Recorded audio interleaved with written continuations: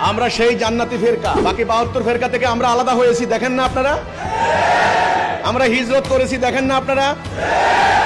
আপনারা তো বুঝতে হবে, আপনারা বোকা নাকি? আমরা তো হিজরত করেছি আপনাদের থেকে। আমরা আপনাদেরকে মনে করি আপনারা বাকি 72 ফেরকা। আমরা দেখেন না হিজবুত তৌহিদকে দেখলে কি মনে হয়? আবার খালিদের জন্ম হচ্ছে, আবার আবু উবায়দার জন্ম হচ্ছে, আবার আবু বকর রাদিয়াল্লাহু আনহু জন্ম হচ্ছে, মুসান্না দেরার খালিদ ইবনে ওয়ালিদ, আবু উবায়দা মানে আলী ইবনে আবু তালেব জন্ম হচ্ছে। আবার আল্লাহ রাসূল বলেছেন আমার উম্মাহ বৃষ্টির ন্যায়, প্রথম ভালো না শেষ ভালো আমি ডিফারেন্স করতে পারছি না, কাজেই এই বৃষ্টির আমরা শেষ পর্ব।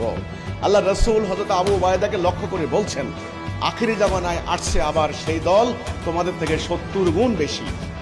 আবু উবায়দা বলছেন ইয়া রাসূলুল্লাহ, আপনারা যারা আমরা আপনার সঙ্গে থেকে লড়াই করছি আমাদের থেকে? বলে হ্যাঁ, এখন আমি তোমাদের সাথে আছি, তখন তাদের সাথে আমি থাকবো না, তারা আমাকে না দেখেও সেই কাজটাই করবে ইনশাআল্লাহ তাআলা।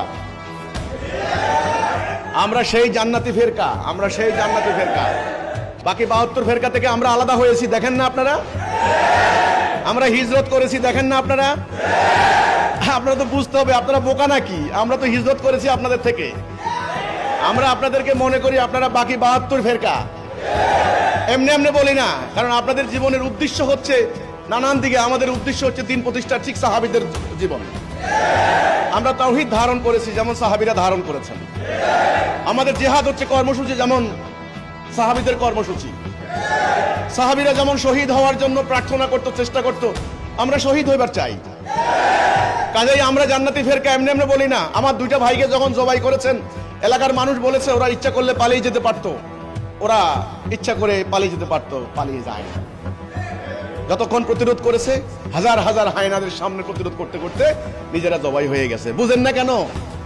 আমরা দেখেন না হিজবুত তৌহিদকে দেখলে কি মনে হয়? আবার খালিদের জন্ম হচ্ছে, আবার আবু উবায়দার জন্ম হচ্ছে, আবার আবু বকর রাদিয়াল্লাহু আনহু জন্ম হচ্ছে, মুসান্না দেরার খালিদ ইবনে ওয়ালিদ, আবু উবায়দা মানে আলী ইবনে আবু তালেব জন্ম হচ্ছে। আবার জন্ম হবে। আদর্শ সেইটা, কারণ কোরআন হারিয়ে যায়নি। আবার সেই জাতি মরা জাতি জিন্দা হবে হিজবুত তৌহিদের এই আহ্বানে। কাজেই আমি বলছি, আমার বিরুদ্ধে শত্রুতা করে লাভ নেই, প্রোপাগান্ডা অপপ্রচার করে লাভ নেই। শত্রুতা করেন না, আসেন সামনে আগায় আসেন। আপনি সম্মানিত হবেন, আপনি সামনে থাকবেন, সমস্যা নাই। মিছিলে আমি পিছনে থাকবো, আপনি সামনে থাকেন, কিন্তু আমার বিরুদ্ধে করে কোনো লাভ হবে না। আল্লাহর অভিপ্রায় বন্ধ করতে পারবেন না। আল্লাহ আমাদেরকে দ্রুত আল্লাহ দাসত্ব করার তৌফিক দান করুক, আল্লাহর দ্বীন প্রতিষ্ঠা করার তৌফিক দান করুক।